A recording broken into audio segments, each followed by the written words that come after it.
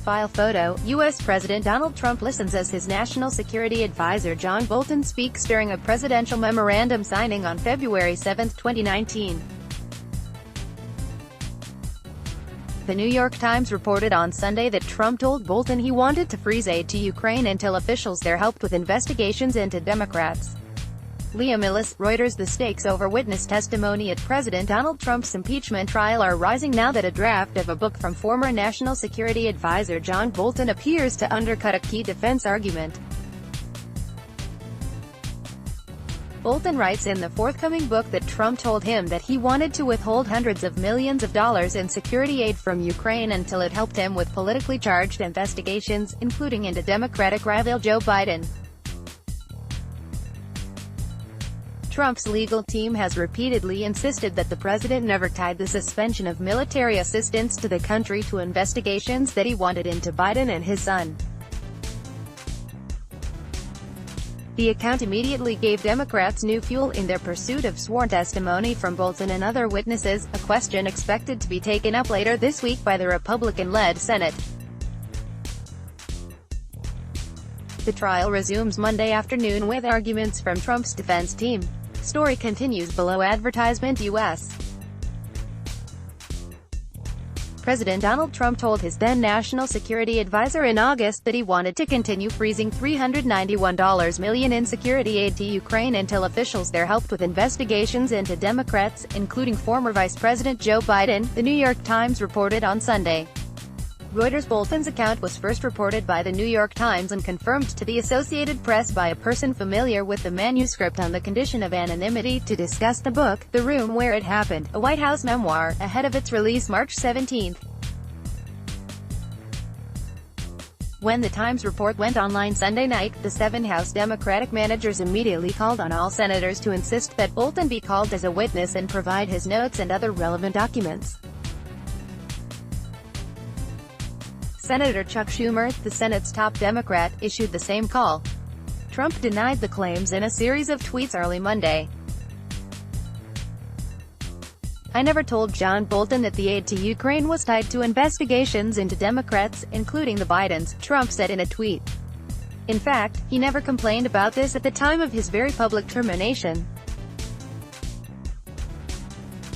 If John Bolton said this, it was only to sell a book. Trump said people could look at transcripts of his call, and statements by Ukraine President Vladimir Zelensky that there was no pressure for such investigations to get the aid. Bolton, who acrimoniously left the White House a day before Trump ultimately released the Ukraine aid on Sept. 11, has already told lawmakers that he is willing to testify, despite the president's order barring aides from cooperating in the probe. Americans know that a fair trial must include both the documents and witnesses blocked by the president, that starts with Mr. Bolton, the impeachment managers said in a statement. First, though, Trump's legal team will begin laying out its case in depth, turning to several high-profile attorneys to argue against impeachment. The lawyers revealed the broad outlines of their defense in a rare but truncated Saturday session, where they accused House Democrats of using the impeachment case to try to undo the results of the last presidential election and drive Trump from office. Story continues below. Advertisement. The legal team is expected to pick up on that theme and also dive into areas that received negligible attention during the Democrats' presentation, including the now concluded investigation into ties between Russia and Trump's 2016 campaign. Trump's lawyers aren't expected to take as much time for their arguments as the Democrats, whose impeachment managers spoke for about 24 hours over 3 days. But they also don't need to. Acquittal is likely in a Senate where Republicans hold a 53-47 majority, with a 2/3 vote needed for the conviction. Still, they see an opportunity to counter the allegations, defend the powers of the presidency and prevent Trump from being weakened politically ahead of November's election. Trump faces 2 articles of impeachment. One accuses him of abusing his power by asking Ukraine to investigate Joe Biden, his Democratic rival, at the same time that his administration withheld hundreds of millions of dollars from the country. The other alleges that Trump obstructed Congress by directing aides to not cooperate with the impeachment inquiry. The legal team will portray Trump as having been harassed by investigations from federal agents and Democrats since he took office, and seize on the FBI's recent acknowledgement of surveillance errors during the Russia probe. The lawyers have already hinted that they will focus attention on Biden just as he campaigns for a first-place finish in next week's Iowa caucuses. Monday's presentation is expected to include appearances by Alan Dershowitz, who will argue that impeachable offenses require criminal-like conduct, and Ken Starr, the independent counsel in the Whitewater investigation that led to the impeachment of President Bill Clinton. Former Florida Attorney General Pam Bondi is also expected to make arguments.